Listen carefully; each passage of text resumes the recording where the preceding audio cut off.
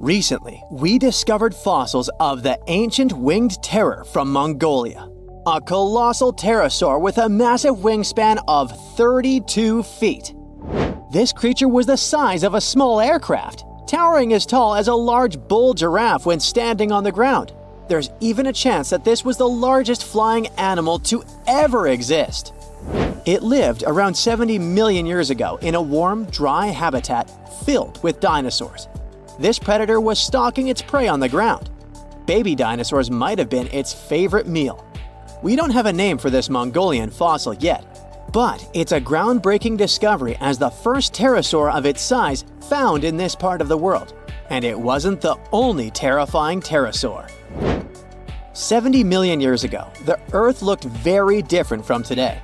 Imagine a world where the continents weren't in their current positions, but instead were grouped together in different ways. There was no Atlantic Ocean yet, it was just forming. Soon, South America is going to split apart from Africa, and India will become its own separate island.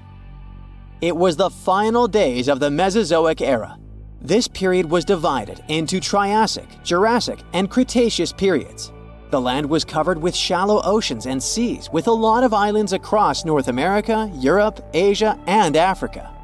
Parts of what is now the United States were underwater, between the Rocky Mountains and the Appalachians and Ozarks.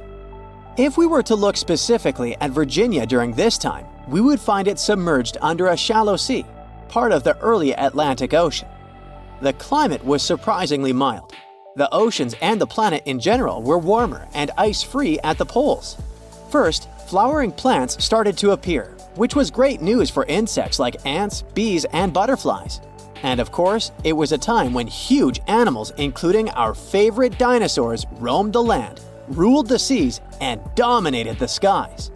But it wasn't just dinosaurs. Many new species of animals were appearing.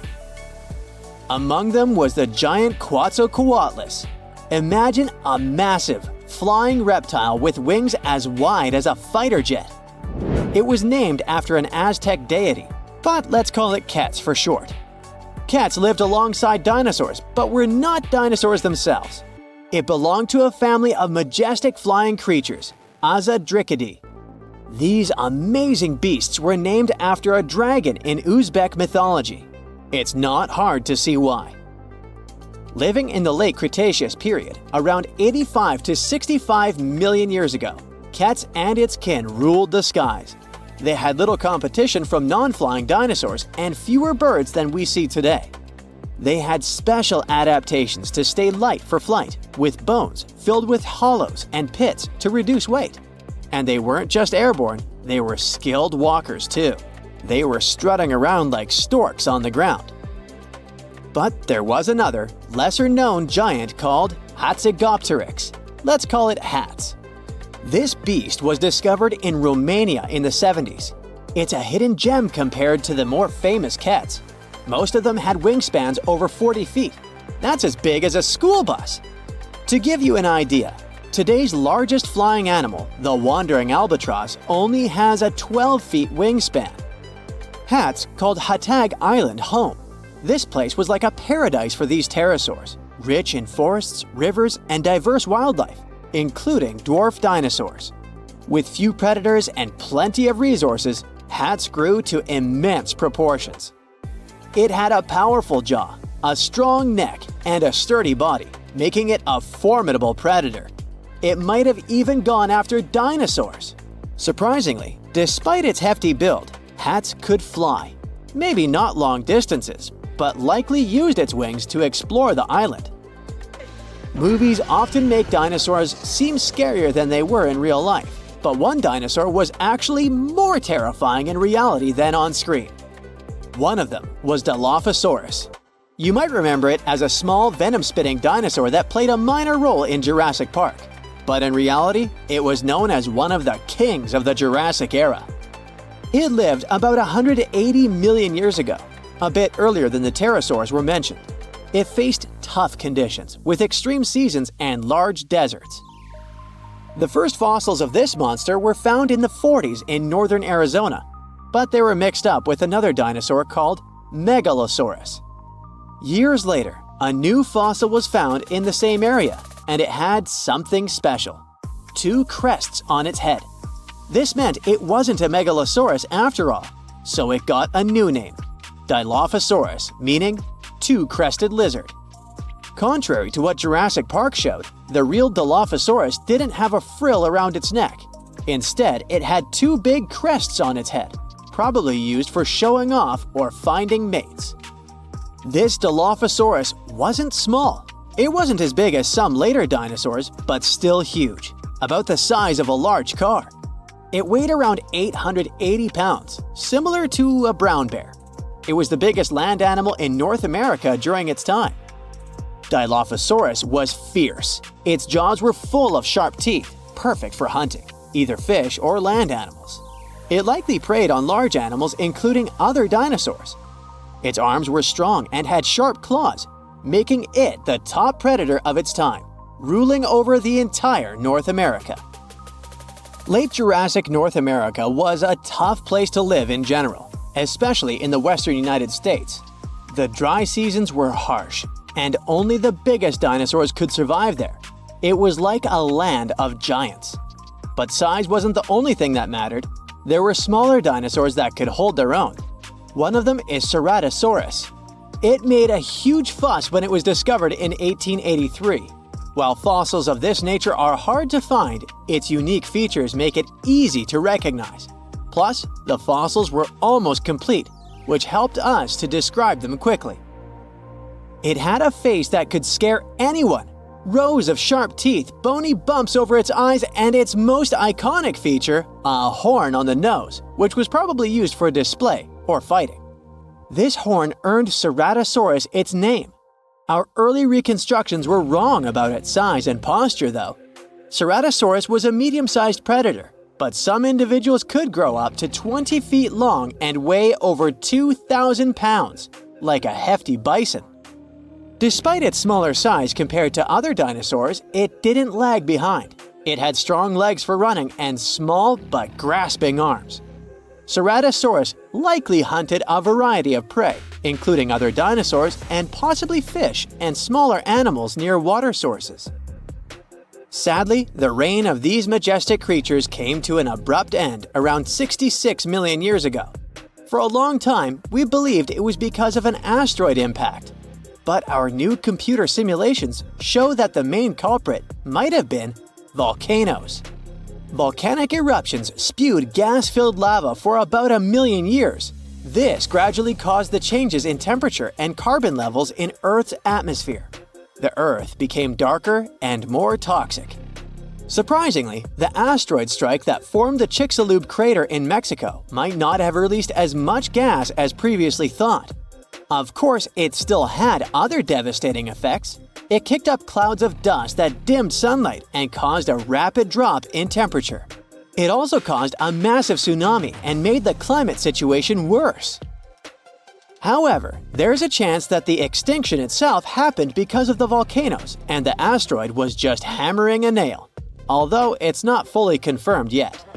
Whatever the reason was, the Cretaceous period ended and these incredible beings disappeared from Earth forever. 80% of the world's plants and animals were gone forever, not individuals, but entire species.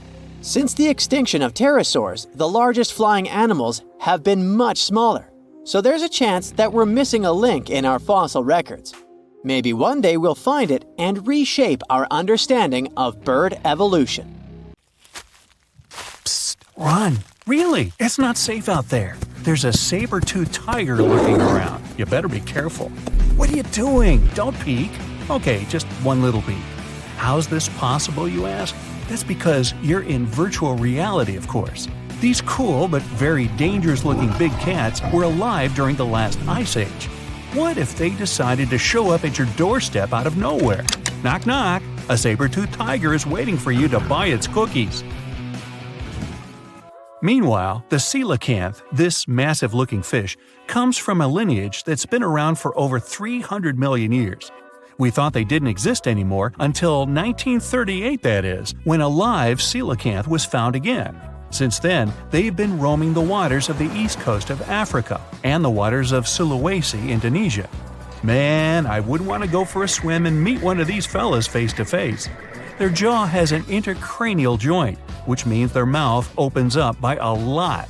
This is so they can eat large prey, like me. Not good. They're huge too. Imagine a fish that's as long as you're tall and weighing as much as an average human.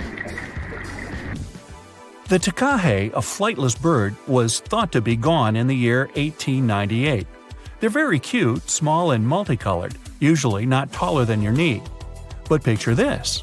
You're out for a hike in the Murchison Mountains. Looking around, you spot the bird you thought was extinct. But there they are, as happy as ever, surviving and chilling. Whole colonies of takahes was indeed found just 50 years after they were pronounced extinct. Good job, tiny little birds. A singing dog. Ever heard of those?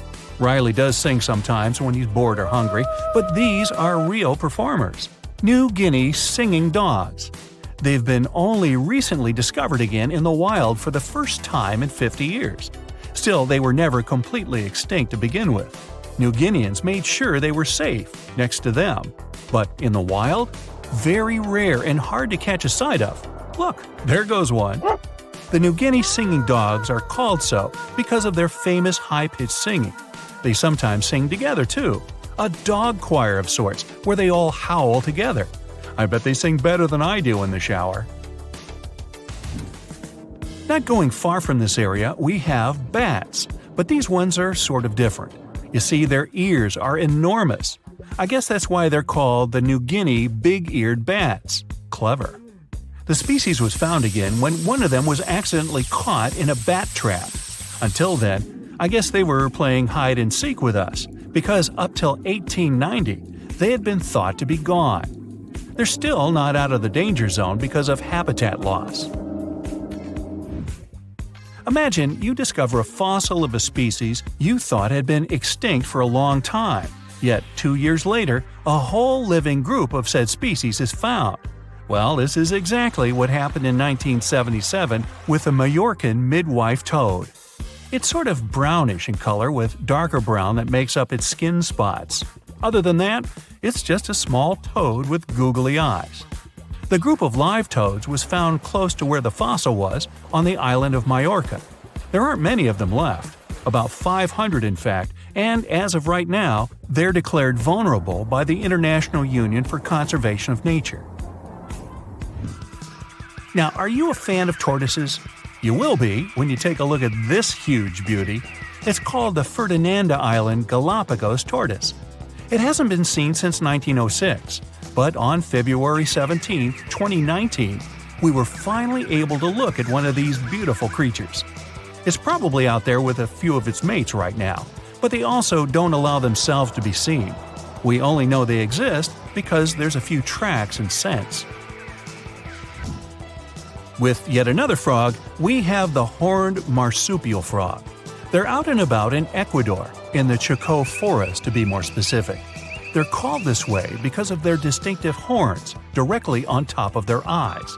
You know the pouch kangaroos use to carry their offspring? Well, the female horned marsupial frog also has that, except it's on the back, so it acts as sort of a backpack. They develop their embryos there, and when they're ready to come out, they hatch as complete infants, unlike regular frogs where they start out as tadpoles. One more toad, the starry night toad or harlequin toad. They're black and covered with loads of white spots all over them. Lost for 30 years, it was discovered back in 2019. Picture them as big bodyguards, water bodyguards to be exact. Oh, that's a very big toad on your screen. Well, for the Arhuaco people, that's exactly what they are, guardians of water. They also have their own name for them, Guna. Sounds like a cheese. When scientists found them yet again, they came across 30 of these little creatures, but initially, they were expecting only one. Well, what a nice surprise. Here's a tiger for you, although it doesn't quite look like your typical tiger.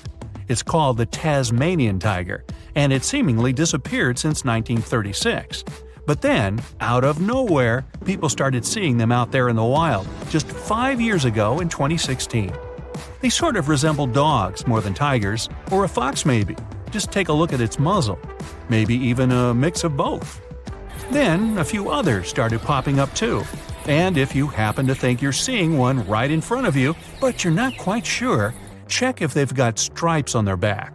They're definitely out there, but still technically marked as extinct by the IUCN. Okay, picture a horse that looks straight out of a movie scene. Tiny, gorgeous fur, very well behaved. It's tiny, but it's not a pony. It's a Caspian horse. They have an interesting backstory to them. They were discovered by Louise Leyland, who got married to an aristocrat in 1957. Having moved to Tehran, Iran, she didn't quite like how the horses behaved there, so she took matters into her own hands. She took a few people with her, and off they went to the Caspian Sea mountain. And in there, they found 3 of these beautiful tiny little horses. Well, that's how the story goes. Coming up next, a possum that was found in an unexpected place. Guess where? You have 3 options to pick from: hiding in a ski resort, in the Australian outback, or in someone's apartment in the bathroom. Which one do you choose? You have 3 seconds. The right answer is a ski resort. Yes, this possum is called the mountain pygmy possum, and it's originating from Australia. So far, there are 3 different living populations of this tiny possum, but it was believed to be extinct until just 1966.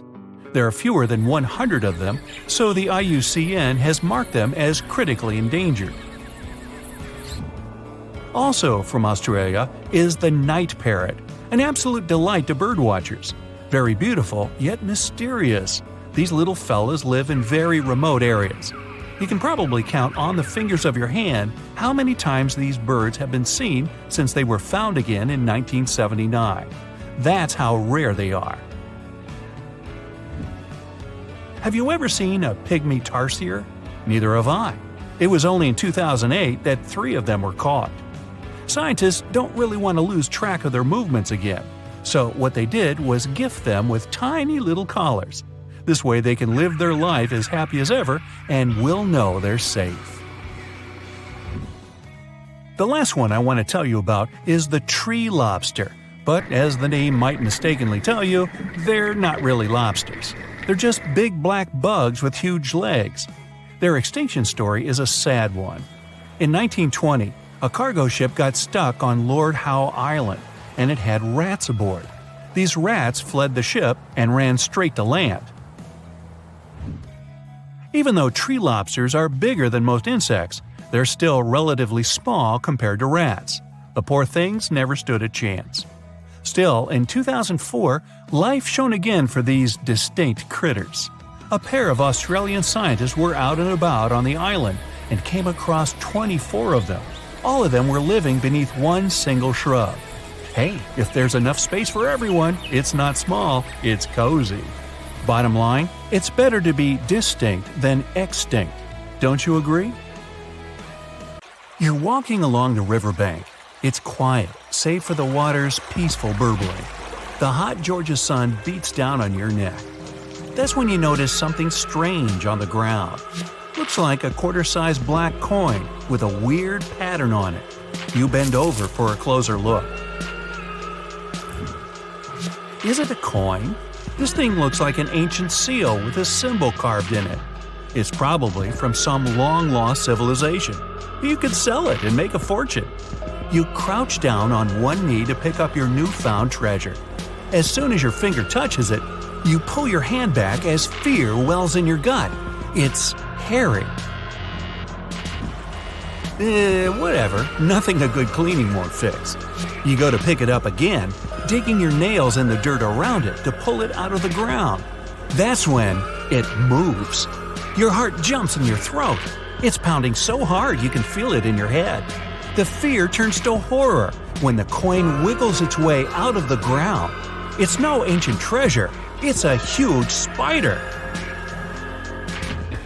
A ravine trapdoor spider, to be precise. This hard coin-looking growth on the back of its body serves as a shield. The eight-legged terrors burrow into the ground and plug it like a cork, so hungry enemies can't get to them. Or, giant confused humans like you.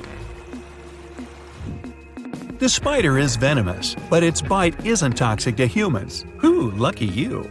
But I didn't say you wouldn't feel it. Best stay away from those sizable pincer-like fangs. Ow! Well, so much for your riches. Perhaps fortune awaits you in Mexico's Baja California peninsula. You're walking on dried-up ground when you notice a long white stripe up ahead.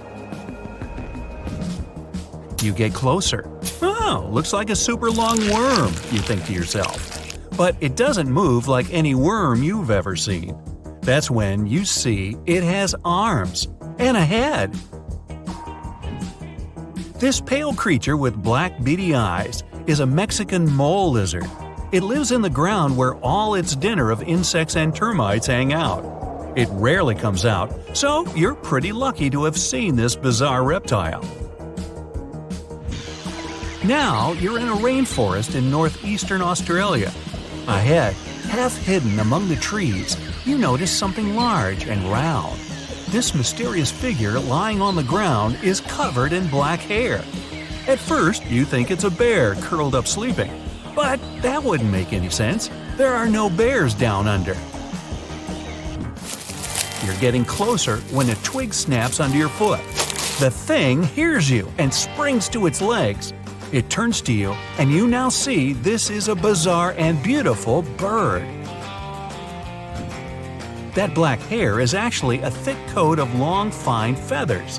This formidable fowl has a bright blue head with a large horn on top. Is that a trumpet? No. It stands on two powerful legs with a dagger-like claw on each foot that can be as long as your hand. Take away those feathers, and you might mistake this thing for a velociraptor. But it's actually a cassowary, the most dangerous bird in the world. It could jump straight over your head if it wanted to, definitely high enough to kick you in the chest. And its blows are strong enough to break bone, not to mention that claw that can cut through anything like butter. This bird was made to hunt and avoid being hunted. Don't even consider running away, not unless you too can sprint over 30 miles per hour. Diving into that lake over there won't save you either. This bird is an excellent swimmer. Best just to back away slowly and hope it doesn't come after you. Another creature that proves it's best to keep your hands to yourself is the panda ant. The naming is obvious. It's black and white and furry like the beloved bamboo-chewing bear.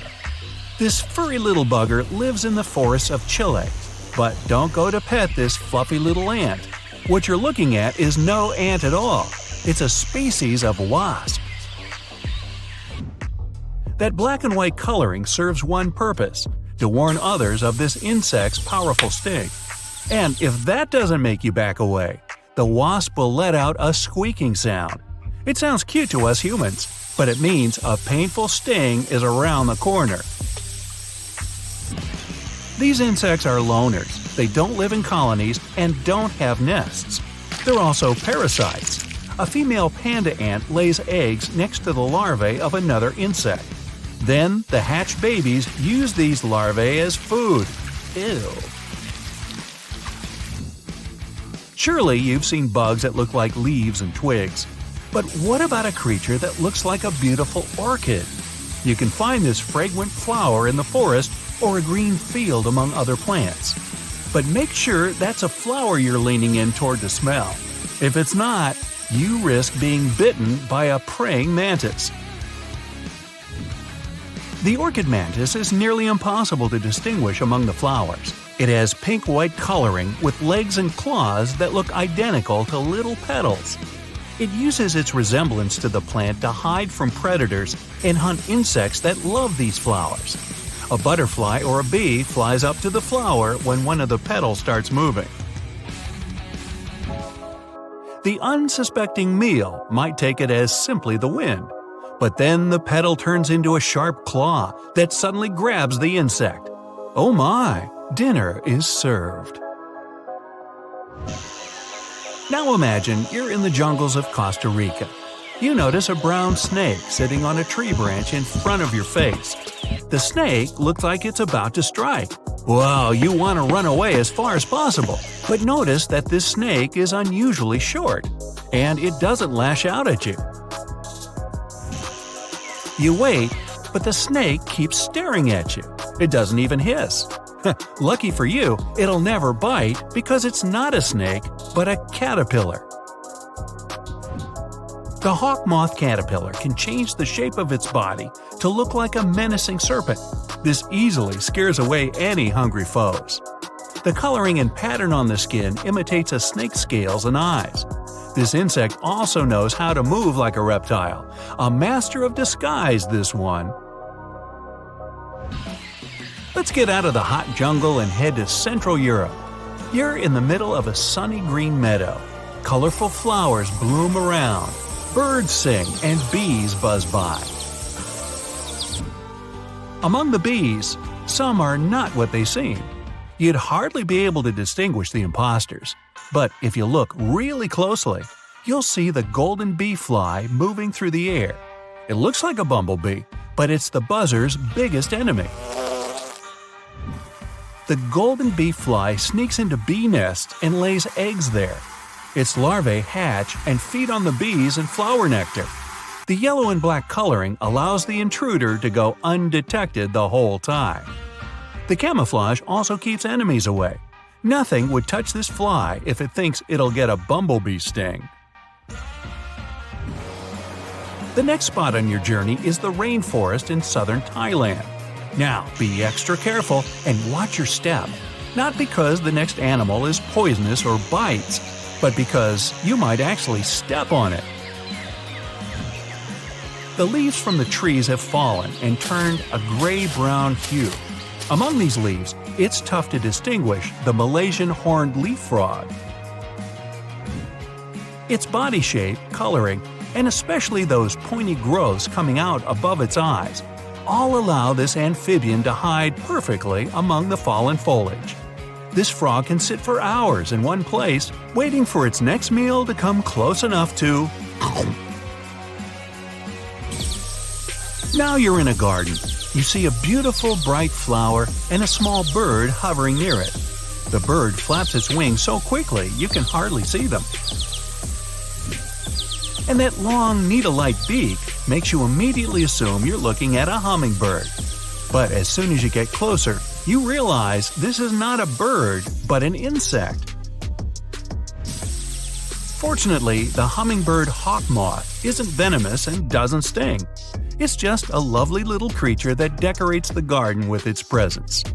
Many people even grow plants rich in nectar to attract these moths. Hey, that's an idea.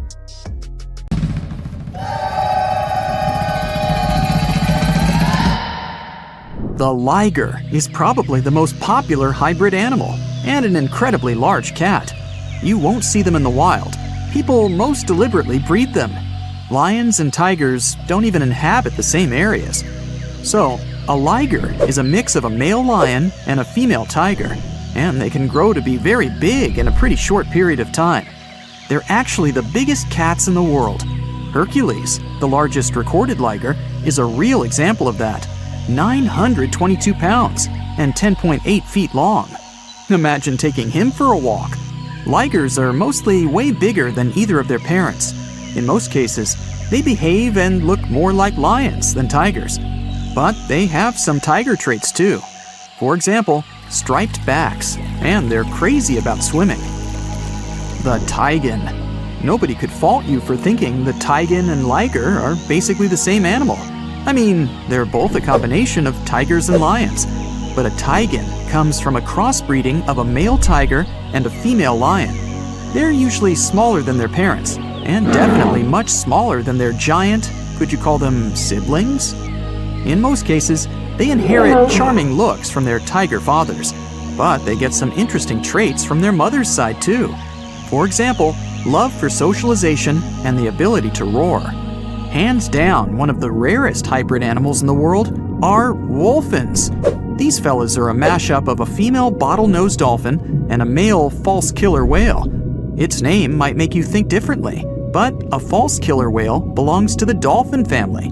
They're not even related to killer whales. Dolphins are such an interesting 50-50 mix and balance of their parents. They have dark gray skin, the perfect blend of a black false killer whale and light gray dolphin skin. Dolphins have anywhere between 80 and 100 teeth. False killer whales have 44, and their hybrid young is halfway, with 66 teeth in total. What would it look like if algae and a slug paired? No need to imagine. You have a green sea slug to check the result. It lives in salt marshes in Canada and New England, and it's possibly the weirdest hybrid creature you'll see in this video, and in general. Part plant, part animal. So, some slugs seem to have been very sneaky while stealing the genes from innocent algae that they have eaten to enable them to look like this. Since they're partially a plant, they can produce the plant pigment called chlorophyll. That means these unusual slugs can even photosynthesize. That's the process plants use to turn sunlight into energy. So they produce their own molecules that contain energy without having to eat anything at all. When scientists first discovered it, a green sea slug was the first case of a multicellular animal that's able to produce chlorophyll. What do you get when you mix a male leopard and a female lion? You get an interesting hybrid called a lepin. These animals grow to be almost as big as lions, but they still have shorter legs, similar to their father leopard. They inherit some of his other traits too, like a love for climbing and swimming. You can have a union with a male lion and a female leopard too, and the result is called a leopard. Male lions are usually around 10 feet long and weigh about 500 pounds. The female leopard is way smaller, only 5 feet long, with a weight of about 80 pounds. The difference in size here is too big, so this pairing really doesn't happen that often. Okay, how about a buffalo and a cow? When you were little, maybe you thought that they could be a good match, but in reality, the combination creates an unusual hybrid animal called a beefalo. Not many types of hybrid animals can reproduce on their own, but a beefalo can do it. When a grizzly and a polar bear get together, it results in a growler bear, or grizzly bear, or grizzlar, whichever you like the most. You can see them even in the wild. These two types of bears have a mutual contempt for one another. Yep, they're not good at living together in a mutual habitat. But even though it's rare, the love can still happen and result in these cute caramel-colored hybrid growler bears. In most cases, they'll be a bit smaller than polar bears, on average 60 inches tall at the shoulder, and approximate weight 1,000 pounds. But they're well equipped for surviving in warmer climates, thanks to the genes they got from their grizzly family side. Now let's get to one pretty tough fella, the jag lion. As its name implies, it's the hybrid of a jaguar and a lion. We don't know much about these intriguing big cats because only a few of them exist. But there was an unintentional mixing between a black jaguar and a lioness, which eventually resulted in 2 jag-lion cubs. One had a dark gray coat with black spots because of the dominant melanin gene black jaguars usually have. The other one had a lion color and the rosette pattern spots that remind you of a jaguar. Yep, you already know it. There are also ligwars, a hybrid of a female jaguar and a male lion. That's some colorful family. Speaking of wild cats, have you ever heard of a savanna cat? Savanna cats are in both categories of house pets and exotic hybrids, since they're a mix of a domestic cat and a wild African serval hybrid animal. We're talking about striking animals, almost as big as a domestic cat. But what gives them their exotic look are their tall bodies, slender forms, and spotted coats. These cats are extremely loyal, intelligent, and loving creatures. Here's one unexpected mixture, a zebroid. Technically, it's a name people use to describe a hybrid of a zebra and any equine species. But when you pair a zebra and a horse, their young is called a zorse. Zebra hybrids mostly look like whichever animals they've been crossbred with, but with the striped coat of a pure zebra. Most of these hybrid creatures don't even have fully striped coats. You can mostly see the stripes on non-white areas of their bodies and legs. Speaking of zebra hybrids, check out this adorable creature. It's called a zonkey, or zedonk, zebras, zenki. Take your pick. They're mostly either tan, gray, or brown in color. You'll distinguish them by unique stripes that are darkest on their legs and belly. Unlike some hybrids, such as the liger, zonkies can normally live in the wild. In fact, that's where you can find them, living life to the fullest across savannas and open woodland, mostly in Africa. Can you guess what a geep is? Yep, a combination of goat and sheep, and definitely one of the most adorable and cuddliest hybrid creatures in this video. Geeps are very rare. Some experts even believe it's possible that they're not true hybrids, but just sheep with certain genetic abnormalities. After all, sheep and goats do carry different numbers of chromosomes, which means cross-species mixes are almost impossible. When a camel and a llama get together, you get a cute little thing called a kama. Similar to beefalo, the kama also produces the best economic traits of both its parents. The first one was born in 1998. Kamas don't have camel humps. Their body is covered in soft, fleecy fur, similar to their llama side of the family. They can drink big amounts of water at a time, so they can survive with almost no water at all for pretty long periods. The coy wolf is a hybrid where nothing looks that unusual to most people, since the coyote and the wolf are not that drastically different in their looks. After all, these two species only diverged around 200,000 years ago. Now they're still able to mate and bring coy wolf cubs to the world. People living in eastern Canada and the US might be familiar with these smart, adaptable animals that inhabit their forests, neighborhood parks, or sometimes even cities. These hybrids have emerged over the past century or so, and they've picked up the characteristics of both their parents. When a coy wolf is fully grown, it's somewhere in between the size of both parents, but it's also 55 pounds heavier than pure coyotes and has a bigger jaw, longer legs, smaller ears, and a bushier tail. Check out the narluga, an extremely rare creature whose parents are a narwhal and a beluga whale. It's a pretty strange animal, but far from being lonely.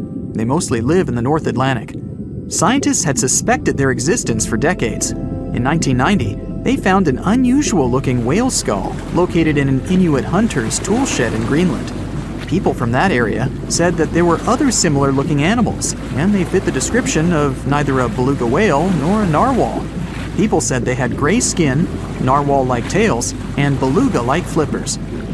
Narwhals and beluga whales are similar in size, and they share a family, the Monodontidae family. So it may not even be that surprising that they're able to successfully breed in the wild.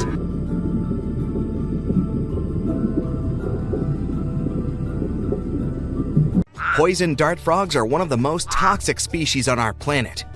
They come in a range of bright colors: blue, green, yellow, orange, and red. And that's not just to show off. It's a kind of message to all the predators that might want to come after them.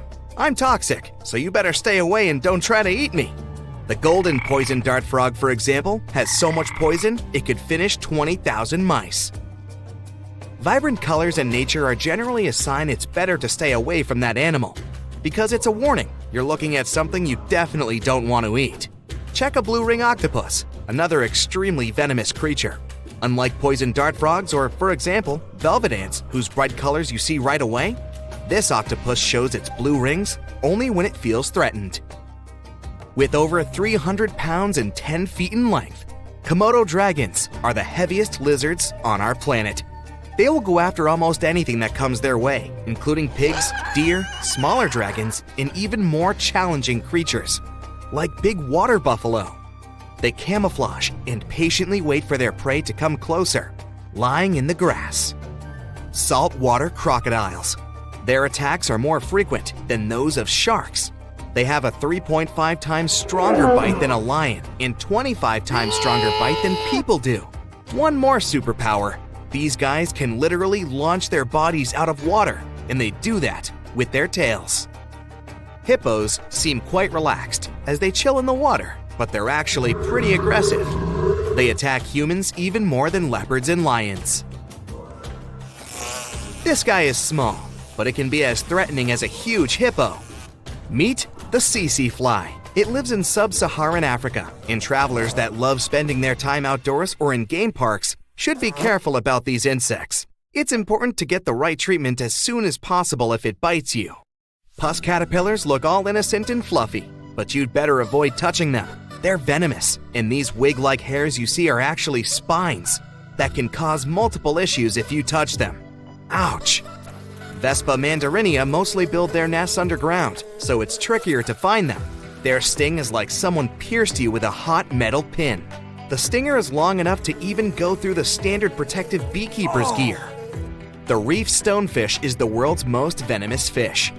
There are 13 stout spines in its dorsal fin, and that's how this animal injects its highly toxic venom. Lions. They live mostly in Africa and can eat a quarter of their body weight, about 88 pounds, in a single meal. They mostly hunt at night and during storms because the wind and noise make it harder for their prey to hear and see them. Why hunt if they can just go and participate in some burger eating contest? Tigers mostly inhabit Asia. They're able to survive in different conditions since you can find them in various areas, from mountains to rainforests. As long as they have enough water, food, and cover, they can adapt to anything. Food can sometimes be a problem since they eat up to 60 big animals per year, with smaller ones as snacks in between.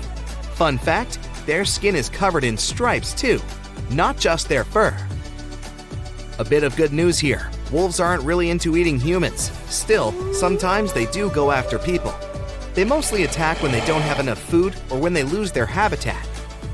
Sharks have a bad reputation, but they mostly spend their time away from humans, catching smaller fish and other marine animals. Still, they'll defend themselves if you come to their area and they feel threatened. And in that case, their serrated teeth certainly don't look too peaceful. Ostrich may not belong to that list at first sight, but when it's cornered, this animal is perfectly capable of taking down big predators such as wolves and lions.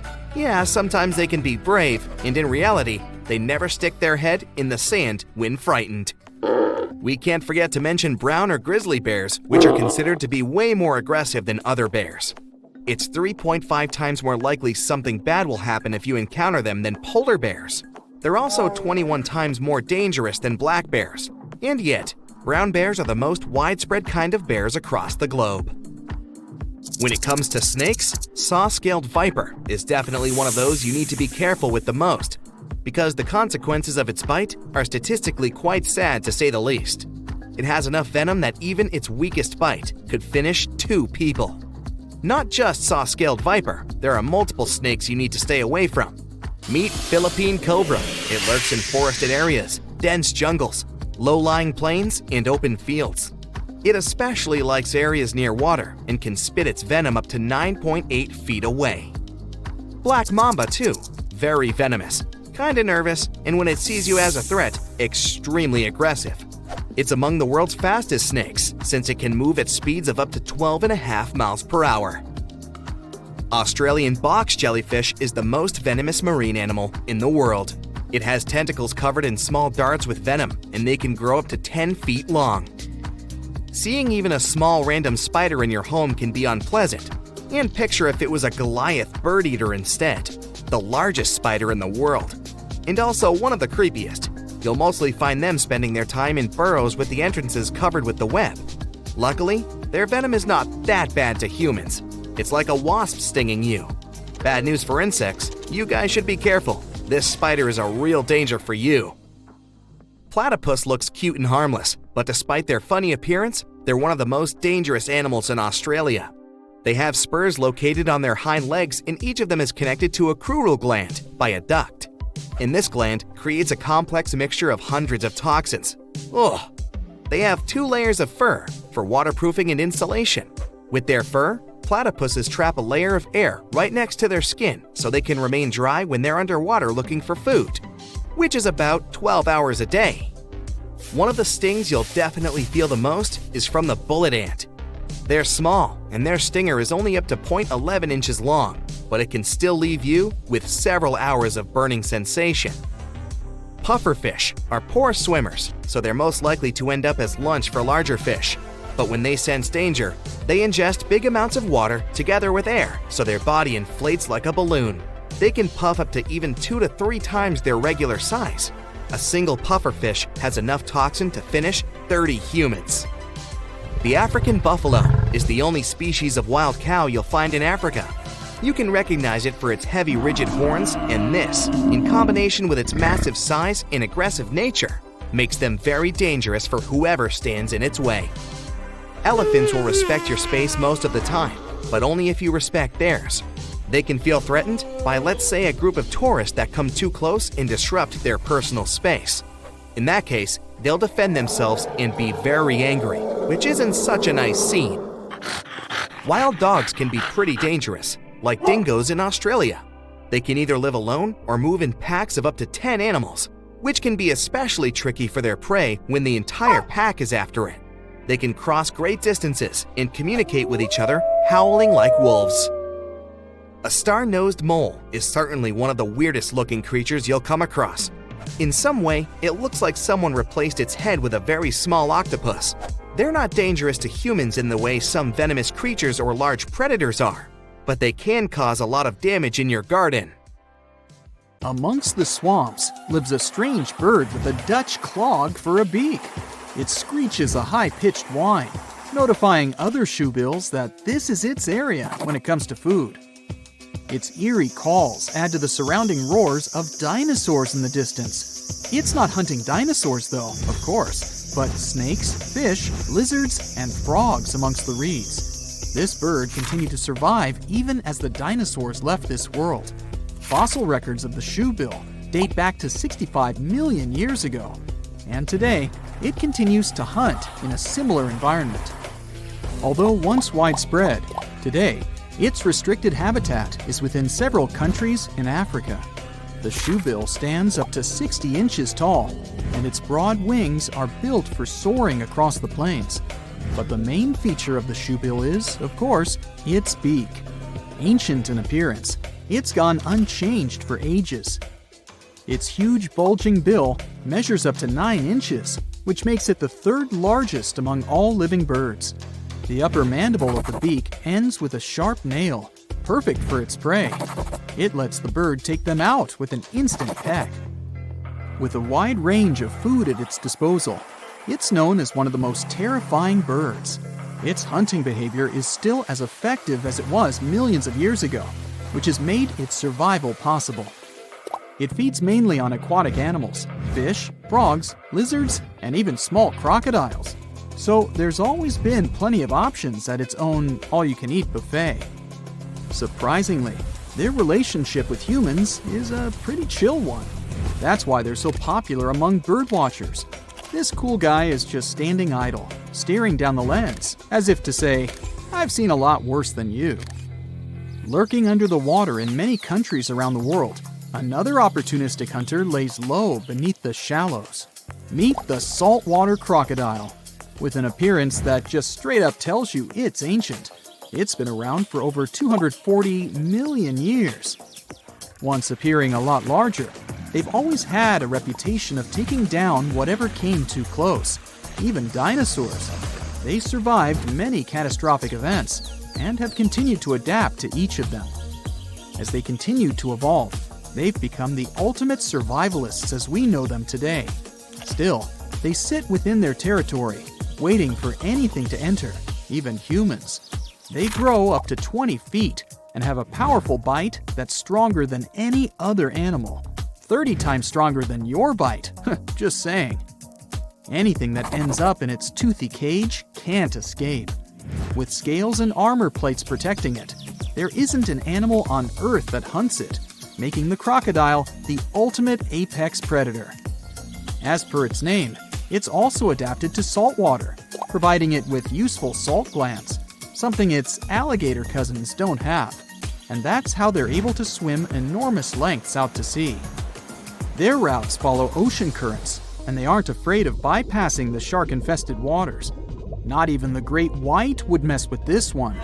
The distances they've traveled measure up to 390 miles, and they're capable of reaching speeds up to 18 miles per hour. Just another reason not to swim in the sea, right? The next creature on our list has been around for up to 145 million years. These pesky little things have been feeding off warm-bodied animals. Can you guess what I'm talking about?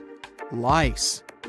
Those guys originated in the Cretaceous period, between 145.5 and 65.5 million years ago, when they used to feed on dinosaurs once upon a time. And then, they have continued to remain a constant annoyance to most species. Currently, there are 5,000 different species of lice, each one having a taste for a different animal. They feed on all birds and mammals, except for pangolins and bats. Lucky them. They are an obligate parasite, which means they cannot live unless they live off another life form. Living their entire lives to reproduce on their hosts, lice will change their color to match the fur or feather of their new homeland. But how do you get lice as a human? Well, it's purely by luck or bad luck. They usually choose to leave when their original host has passed on. They seek a free flight from a nearby fly, grabbing onto its legs and hitching a ride to the new homeland. Within 4 small islands in Indonesia lives a powerful beast, a reminder of the megafauna period. Meet the Komodo dragon. Reaching a length up to 10 feet, it's a master ambusher. Its hunting method involves tracking down prey, then injecting venom into it. As the prey escapes, it will track it down as it slowly tires and then feeds on it. And that's how it's managed to survive for millions of years. But it has strangely disappeared from other parts of the world. These islands weren't always its home, and it's only been here for the past 4 million years. Originally, the dragon's ancestors came from Asia, but migrated south to Australia 40 million years ago. And with a great range and variety of food, that's where they grew to their massive size. Then, some 25 million years later, a collision with continental land masses occurred between Australia and Southeast Asia. Taking the opportunity, they spread even further, as far as East Timor. As the islands became separated, the Komodo dragons continued to flourish in their new lands. Without any competition, they could maintain their normal hunting methods. Unfortunately, in Australia, they all eventually disappeared due to competition from humans. Another ancient species is really intriguing, not only because of its appearance. Let me introduce it to you, the coelacanths. Scientists found the only evidence of their existence in their fossils. It made us believe they disappeared 410 million years ago. So, you could imagine the surprise when they were discovered in 1938, idly swimming along the east coast of South Africa. It's truly a fossil that's come back to life. It gave us a great opportunity to not only further understand this species, but to answer many questions about some of its relatives. Growing up to 6.5 feet, they have a lifespan of up to 100 years. But what's strange is they have 8 fins. They're the oldest known living member of the lobe-finned fish. They are so ancient that they're more related to amphibians, reptiles, birds, and even mammals than to the ray-finned fish we know. Armored with strong cosmoid scales and with a hinge on their jaw that allows them to open their mouth very wide, they are truly ancient-looking creatures. But they did evolve slightly differently than their ancestors, although they still look the same. They once lived in much shallower waters and originally used lungs to breathe. After the dinosaur age, they had to move into deeper waters to feed and gradually upgraded their lungs to gills. And it was this new ability that ensured their survival. Let's go even further back to 480 million years ago. You wouldn't think that anything that existed back then could possibly still be alive today. But the horseshoe crab is not only still on this planet, it's almost identical to its ancestors. Its whole body is protected by a thick plate with spikes pointing outwards. It has 10 eyes scattered around its body. 2 are used for finding mates, and the remaining 8 act as light receptors. There is also a long tail. Although it looks menacing, its only use is to simply help flip itself back the right way up if it gets knocked over. Its design is so effective that whatever constant changes the planet has provided, it survived. Although they look like they could be related to a lobster, they're actually closer to spiders and scorpions than crabs or crustaceans. With a healthy diet of clams, crustaceans, and worms, they find enough to eat along the coasts of the Atlantic, Pacific, and Indian Oceans. They also feed on algae, so it makes sense why they managed to survive many food shortages caused by world events. With all the traits of the horseshoe crab, who knows? It might even outlive humans. Well, here's to the next 480 million years. A piece of whale rib has recently been found in a North Carolina mine. Not a big deal, some might think. Hey, why can't a whale be a miner, right? But this fragment offers scientists a unique glimpse at the interactions between prehistoric sharks and whales from around 3 to 4 million years ago. The thing is, 3 tooth marks embellish the rib. That means that the whale was once badly bitten by an animal with a super powerful jaw. Judging by the spacing between the tooth marks, and it reaches almost 2.5 inches. This animal could be a mega-toothed shark. I'm talking about the megalodon. Or it could be a different shark species which was around at that time. The curvature of the shark's jaw shows that the animal was relatively small, between 13 and 20 feet long. Yeah, small. As for the whale, it seems to be the ancestor of a great blue or humpback whale. Researchers are amazed. You don't usually expect to find evidence of animal interaction and behavior preserved in the fossil record. After examining the sample carefully, they concluded that the shark must have gone away with a mouthful, but the whale had survived because most of the fossil fragment is covered with what is known as woven bone. It quickly forms in response to localized infection. Such bone isn't particularly strong, and later the body remodels it into compact bone tissue. But it takes time. The presence of this bone means that the healing was incomplete and the whale passed away 2 to 6 weeks after the unfortunate encounter.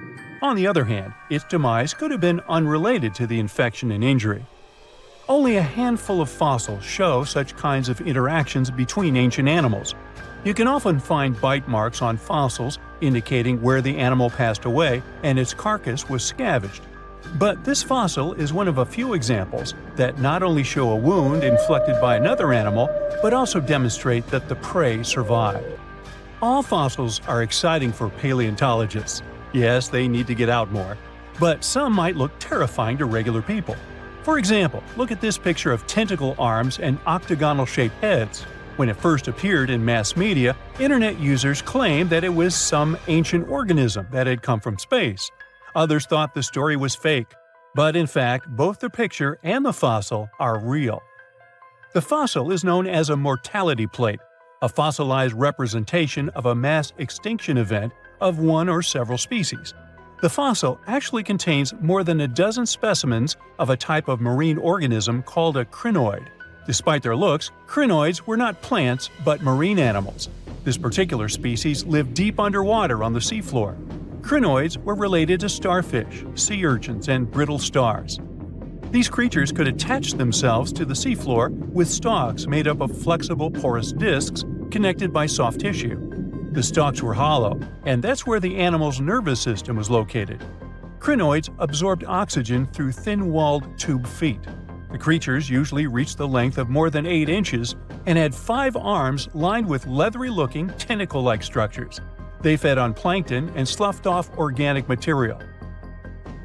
Now, even though these fossil finds seem to be super exciting, few creatures in the fossil record confuse scientists as much as the Tully monster. This curious sea creature sported a toothy, trunk-like snout and eyes splayed out on a rigid rod. But the most bizarre thing? It has been impossible to classify. Researchers have been considering a variety of organisms, for example, segmented worms, swimming slugs, and primitive eel-like creatures, since the monster was discovered in 1966. Recently, they have even tried to connect it to some species of jawless fish with a backbone-like structure. A team of scientists from Japan has used high-resolution laser scanners to examine the anatomy of Tully monster fossils in 3D. They concluded that the enigmatic fossil might be an invertebrate after all, and still, the true identity of the creature remains elusive. In the 1950s, amateur fossil hunter Francis Tully found a ghostly imprint of a torpedo-shaped organism with a huge tail fin in the Mizon Creek fossil beds in Illinois. Tully had never seen anything similar to the torpedo structure. He took his find to Chicago's Field Museum of Natural History. Paleontologists working there were baffled as well. Since then, scientists haven't been able to determine where the creature fits on the phylogenetic family tree, or where they should spend Thanksgiving. In 1741, an explorer and captain named Vitus Johansen Bering led an expedition to map the coast of Alaska. The ship he was on got shipwrecked on what later became known as Bering Island, and they got hungry.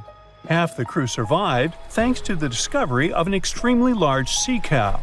With the meat of these animals nourishing them, the sailors managed to build a small ship from the wreckage and return home. On their way back, a scientist who was among them spent his time documenting the animals and plants they had found. The sea cow was particularly interesting because without it, the crew wouldn't have survived. These animals were more than 26 feet long and weighed around 10 tons. All sea cows are members of the order Sirenia, marine mammals more closely related to elephants than cows. The scientists described them as having black skin, a small head, and stubby forelimbs. Those sea cows floated on the water's surface, munching on kelp. After the information about these animals became widespread, sea otter fur trading expeditions made use of that convenient depot en route. Sea cows were docile and could be easily hunted. Long story short, within 27 years after the scientists mentioned those animals, they were driven to extinction. But it's not the saddest part. The fossil record reveals a much deeper and darker history. Fossils of sea cows have been discovered all over the world, from Japan to Mexico. It means that the animal once thrived in the vast kelp beds around the entire North Pacific Rim. That small population discovered by the expedition was probably the last remains of a once much larger and way healthier population. More likely, Aboriginal hunting had already reduced the numbers of these animals to near extinction levels, and the final blow came from Western hunters. The living close relatives of those ancient sea cows are rarely hunted today. Still, they're under threat of extinction themselves. To some, this amazing fossil might look a bit disturbing. Slaves' lentils are fossils that belong to animals called nummelites.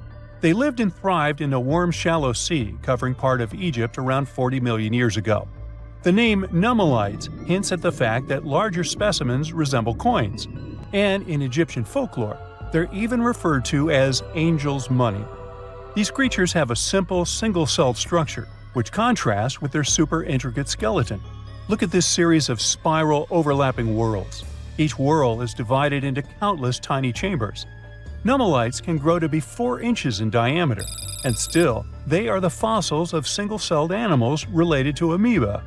How and why did they grow to be so large? The reason could be their symbiotic relationships with other smaller organisms. In the case of modern species, such symbionts are tiny golden-brown single-celled algae called diatoms. The shells of nummelites are relatively transparent, and since they're flat, there's a large surface area for the light needed for the diatoms to photosynthesize. For some reasons, scientists are still debating about them. The presence of plant symbionts in animals dwelling in the sea encourages the growth of a calcareous skeleton in hosts. So, the gigantic size of the nummelites in Egypt could be due to their close relationship with symbiotic diatoms. Does that make sense? Fun fact: a species of nummelites evolve very fast, and their fossils change from one layer of sediments to the next. So, the limestone used for the pyramids of Giza are so packed with such fossils that it's known as nummelitic limestone. This limestone also contains 2 kinds of nummelites, the smaller slave's lentils and the larger angel's money. But those are not different species, but rather different stages in the life cycle of a single species. Something exciting and kinda unexpected popped out among the rocks of the Ica Valley in Peru. The bones of a really old whale that lived almost 40 million years ago. At first, no one was really impressed because the bones they found were big and weirdly shaped, so people just thought they were looking at giant boulders. I mean, that's cool too, but things got way better when they realized those were the remains of a very large ancient animal that roamed along the coast of ancient Peru. Plus, it was probably the heaviest creature that ever lived. Sorry, blue whale, I know you worked hard to get to the top. The length of over 100 feet and weight of more than 200 tons brought you the status of the biggest animal on our planet. But it seems you've held the title long enough. Time to hand it over to our next candidate, and that one's really gigantic. This ocean beast was probably shorter than the blue whale, but heavier, with a weight that could be between 93 tons and 370 tons. If it's closer to the higher number, it'll make Paracetus the biggest animal ever known to have lived on Earth. And it seems its weight was the result of having extremely thick, dense bones. You can see such bones today in manatees or some other early whales. Dense bones are a great tool for such marine mammals. This feature makes them heavy and allows them to stay submerged most of the time. But at the same time, if their body was too heavy, they would end up sinking all the time, and they would waste too much energy to move back up to the surface. So, to avoid sinking, marine mammals need to have enough lighter tissues, like muscles and fat, to help them float in the water without using too much energy. Now, scientists didn't have the whole skeleton, which makes it hard to tell how big the animal was, but they used the ratio of the heavy bones to the lighter tissues in other marine mammals to estimate the overall weight of this giant ancient whale. Experts found these fossils about 13 years ago and spent the next decade freeing the whale from the rock. Its anatomy and age showed this whale was a cousin of Basilosaurus, a whale that had a long snout full of sharp teeth, and a sleek body similar to that of an eel. Even if Paracetus wasn't bigger than the blue whale, it was still a giant that ruled the ocean depths. Unlike modern whales, there's a possibility that this ancient fellow was a predator that liked to go after bigger prey. And this also changes how we see the history of whales. Scientists used to think these magnificent creatures became really big about 5 million years ago when they started eating lots of small creatures. But here's the proof that giant whales existed even before that. But it's still unclear how this whale managed to find enough food to sustain its enormous body. Plus, it's still hard to tell what exactly this ancient creature had on its menu. It was pretty large and not such a fast swimmer, so it's possible it searched for food in shallow waters. Then it probably ate crustaceans, clams, or some other small animals hiding in the sand. One theory says it was a scavenger, which basically means it munched on remains of everything that would come its way. It's not so unusual to find marine animals in deserts. Many of these regions used to be covered with water anyway. The Sahara in Africa is a perfect example. About 50 to 100 million years ago, this was not a dry desert, but a shallow saltwater body called the Trans-Saharan Seaway. The land is not wet there anymore, of course, but people who lived in that area knew about it because they used to find old shells across the desert. The sea was about 164 feet deep. That sounds enough for a nice swim. Some would say this area looked like modern Puerto Rico, with lots of sun and shallow water. Mangrove forests were a common thing as well as seafloors covered with mollusks, like snails and clams. The marine sediment that was left behind after the sea had dried up is full of different fossils.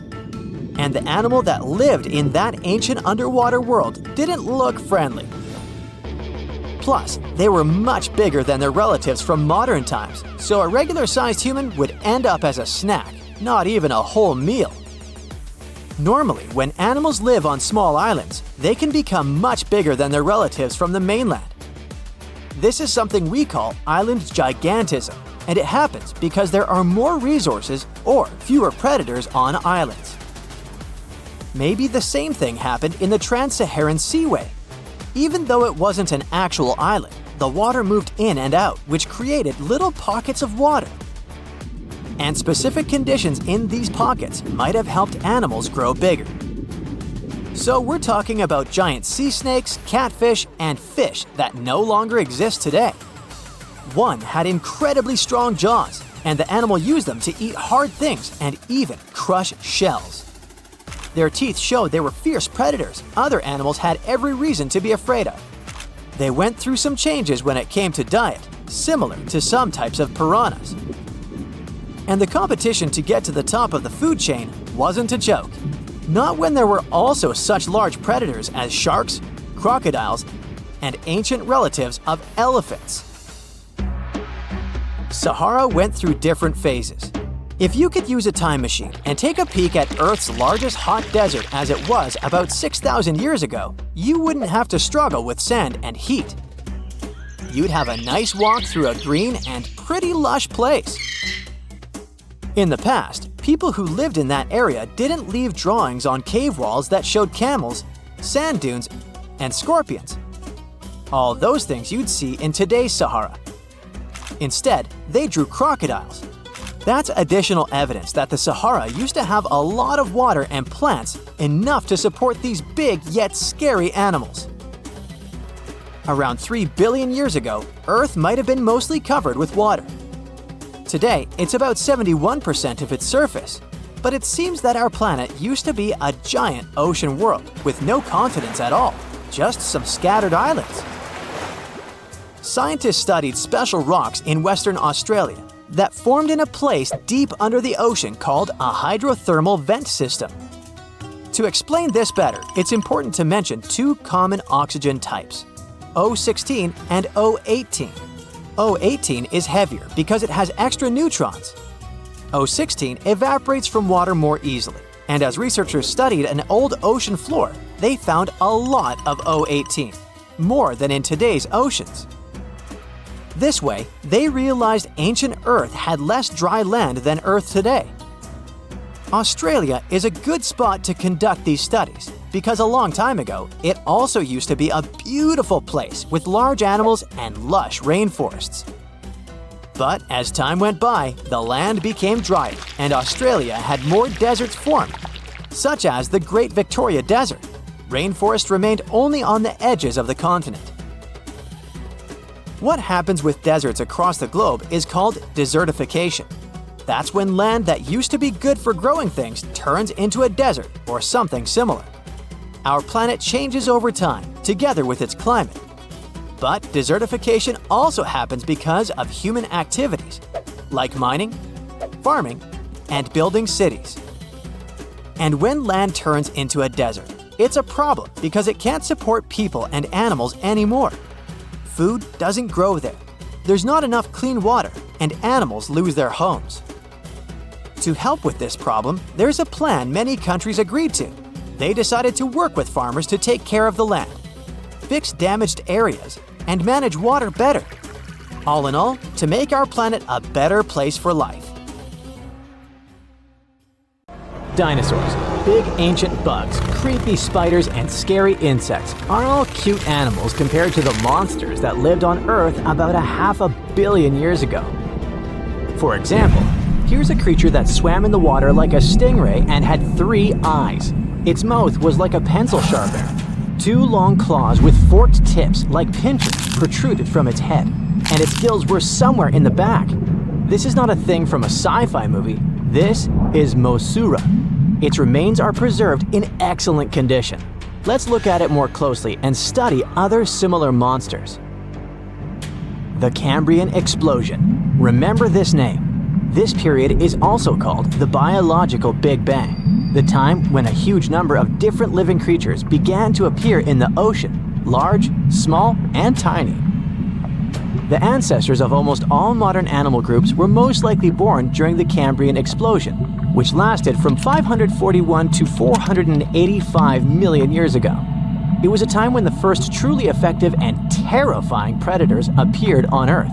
One of them was Mosaura. It's only the size of an index finger, but you would never want to meet such a creature while swimming in the sea. It's scary to imagine what it could do with its pencil sharpener-shaped mouth.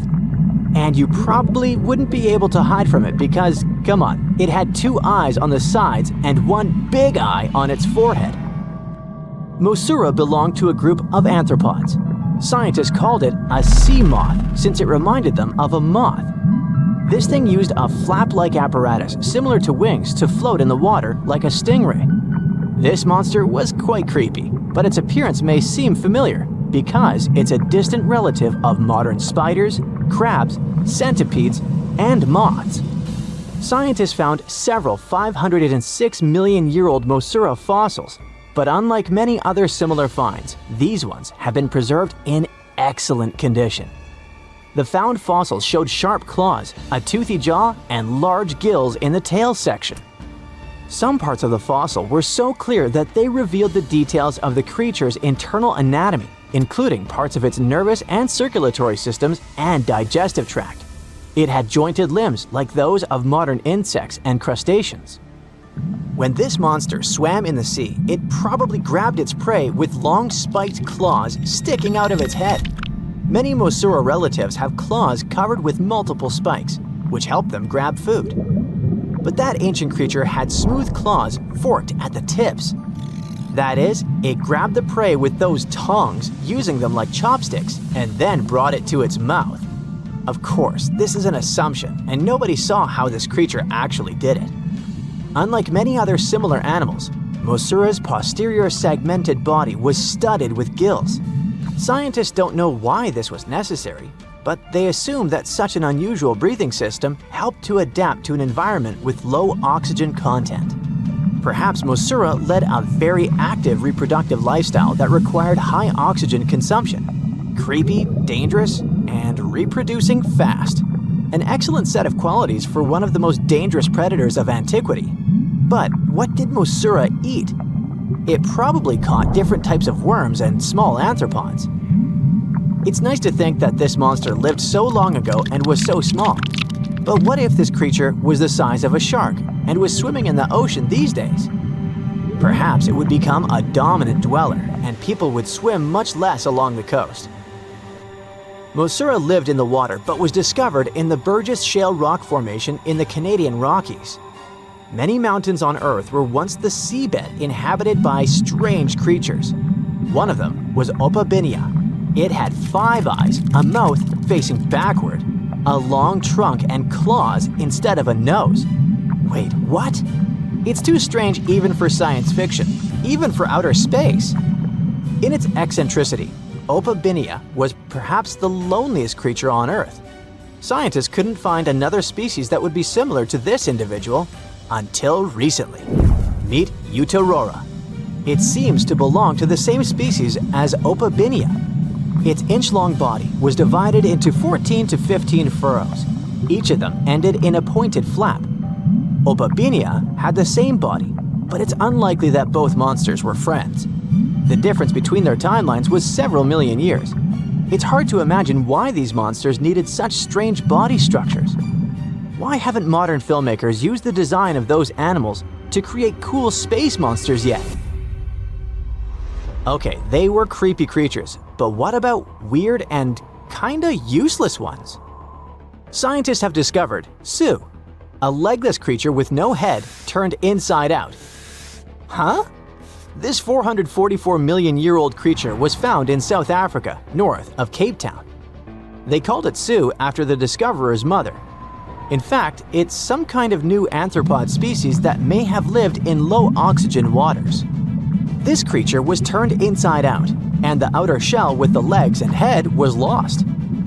Thanks to mineralization, muscles, tendons, and even Su's intestines were preserved on the fossil. It's a great success to find such detailed remains of an ancient creature. However, scientists still can't determine the evolutionary history of this species. They're sure that it was a primitive marine arthropod. Okay, we can see that 500 million years ago, Earth was filled with creepy monsters, which fortunately are now extinct. But what about trees? Were they the same as we see now? Or was there something else? Something creepy? Oh yeah. Scientists have discovered a new kind of living organism similar to a tree or a mushroom. It was gigantic and had a very minimalistic design. Meet the Prototaxites. It's basically just a big stick with a round end poking out of the ground. It was smooth, didn't have the usual tree bark, and looked more like a mushroom without a cap. But scientists have recently found out that it wasn't a mushroom at all. Prototaxites probably belonged to a previously unknown branch of life. Prototaxites is considered to be the first giant organism in the history of the planet that lived on land. It existed about 420 to 375 million years ago during the Devonian period. It was the time when plants began to spread across dry land, forming large forests. Over time, they began to grow leaves and form roots in the ground. Then, the first seed plants appeared. The real colonization of land began. The first arthropods, such as centipedes, arachnids, and other unpleasant creatures, began to walk among those forests. Meanwhile, the water was filled with a huge biodiversity. There was a giant supercontinent on the planet, and smaller parts began to break off it. During this period, prototaxides towered over the land. Some of these things reached 26 feet high and 3 feet wide. It's like a 3-story house and as thick as a palm tree. But what was it? A plant? A mushroom? Algae, perhaps? Scientists discovered them in the middle of the 19th century, but only in 2007 did they conduct chemical analysis. Research showed that it was most likely a giant mushroom, but in 2025, scientists refuted this conclusion. It turns out this may have been an unknown life form that existed separately from the kingdom of fungi, animals, plants, and protists. Scientists noticed that the inner part of prototaxides consisted of a number of tubes. There are similar tubes inside mushrooms, but the tubes of that ancient living thing branched and joined differently. They even had a different chemical composition. The main building block of mushrooms is chitin, but the prototaxides contained chemicals similar to lignin, a substance found in the bark of trees and other plants, and its anatomy differs from the structure of any other organism known to us. What were they doing on Earth? Just chilled and enjoyed the bloom of life? Did they produce some kind of fruit, like a banana with eyes and claws? Scientists don't know. What if it was something that was brought to Earth from outer space? What if they were flowers planted by another civilization? What do you think? Ooh, from giant spiders to venomous snakes, we all get freaked out by Australian creatures. Yeah, me too. But newly discovered fossils show that things were way more dangerous 120 million years ago, when this land was completely ruled by massive razor-clawed megaraptors. Yeah, I'm glad I wasn't around then. These dinosaurs were about 26 feet long and walked on 2 legs, just like the famous T-Rex. They were fast, fierce hunters, with a superpower: their hug. Yep, their massive, muscular forearms had huge curved claws, perfect for grabbing and holding onto prey. Uh-oh. They would wrap their arms around their poor victims, just like a hug, and trap them with no chance of escape. And even though their teeth were quite small, they were still sharp enough to rip through flesh. The first time we heard about megaraptors was in the late 90s, when a paleontologist discovered their fossils in the region of Patagonia, Argentina. Since then, no one has ever found a complete skeleton, only fragments. But probably the most important one yet was uncovered in Australia at the beginning of this year. Researchers were exploring Victoria's stunning coastline when they stumbled upon megaraptor fossils. First, they spotted bones from its lower legs and a few vertebrae washed up on the beach. Even though they were working with just a couple of fragments, a deeper analysis confirmed that these belonged to a megaraptor. And not just any megaraptor, it was the oldest one ever discovered. This discovery gets even more exciting because it adds weight to the theory that these dinosaurs might have originated in Australia. But we already knew that they roamed the land down under since early 2023, when researchers found the top of a megaraptor skull in the country. So let's rewind a bit. We first found their remains in Argentina, right? Right. But then, years later, researchers found fossils of the same family of dinosaurs on the other side of the world, in Australia. If the ones in Oceania were older, how did these creatures end up in South America? Of course, they didn't fly there. They didn't cross continents by swimming either, although there is a theory that they could swim. Remember, we're talking about the dinosaur era, which happened millions of years ago. And back then, Australia and Argentina were actually pretty close. Basically, they were one. Both lands were part of the supercontinent known as Gondwana, and they were connected through Antarctica. Wait, but wasn't this path freezing? I mean, yeah, these dinos had to pass through Antarctica to get to their destination, but they weren't freezing their tails off. This all happened during the mid-Cretaceous period, when the weather was super warm. Back then, the poles were covered in plants, not ice. So let's just say they took full advantage of the good weather to make the crossing. Now, about 180 million years ago, Gondwana started to break apart. At some point, Australia drifted away from the supercontinent, cutting it off from other landmasses, including South America. That's why the same dinosaurs showed up in completely different parts of the world. Mystery solved. Now, let's get back to that recent discovery. The researchers didn't just find a few traces of megaraptors on the beach. In total, they uncovered 250 dinosaur bones at the site, but only 5 of them were really important. They belong to 3 different species of dinosaurs that, as it turns out, all lived in Victoria at the same time. So yeah, we've already talked about those first 2 bones.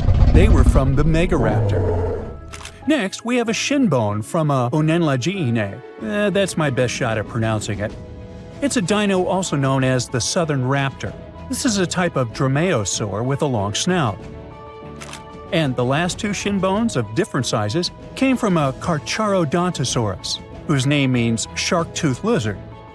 This one is a particularly big deal for 2 reasons. Number 1, it's the first evidence that this species lived in Australia.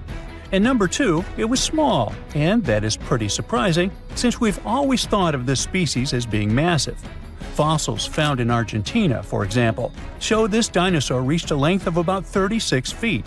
But the one in Australia was much smaller, measuring only around 6 to 10 feet long. And that's still plenty big. Basically, what we're saying is that the way predators were ranked in these 2 parts of the world was completely different.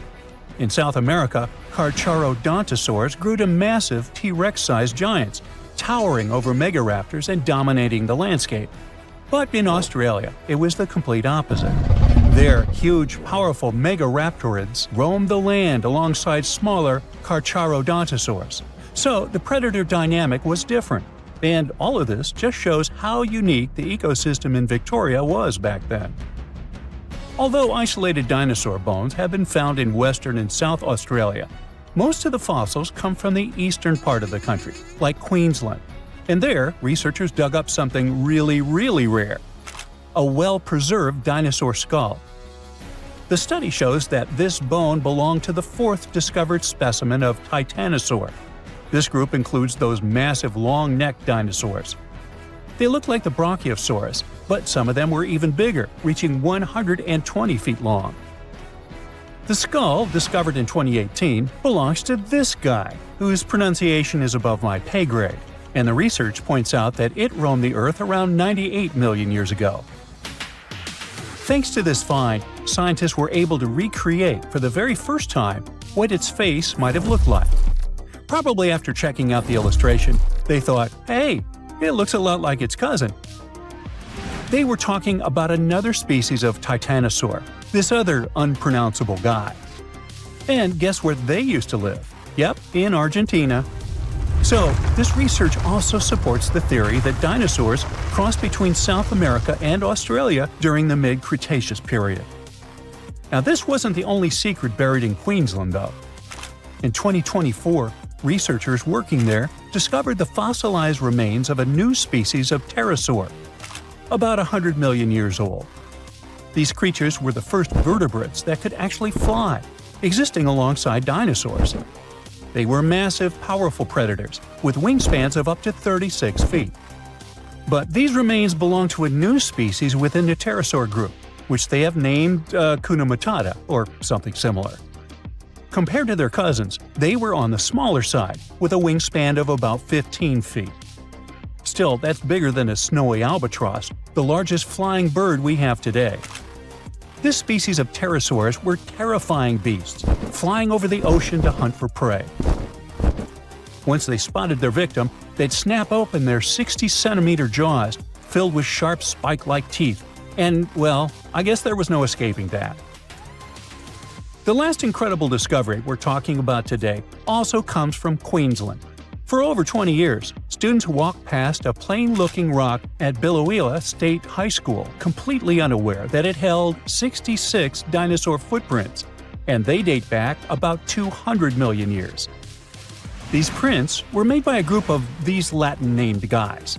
They were small dinosaurs with 3 toes on each foot, and it seems like they were all over Queensland around that early Jurassic period. The rock they found at the school worked like a snapshot, giving us a better idea of what these dinosaurs were like and how they behaved. After taking a closer look, researchers found that the footprints came from 47 individual dinosaurs. This group was probably walking along or maybe crossing a waterway when their footprints got marked in the white clay. And the study also discovered that they were likely moving at less than 4 miles per hour at the time. So we only discovered those marks in Australia. But fossils of the same species found in other countries showed that they had these long legs, a big chunky body, short arms, and this tiny head with a beak. But honestly, they don't sound as scary when you realize they only ate plants. Ooh,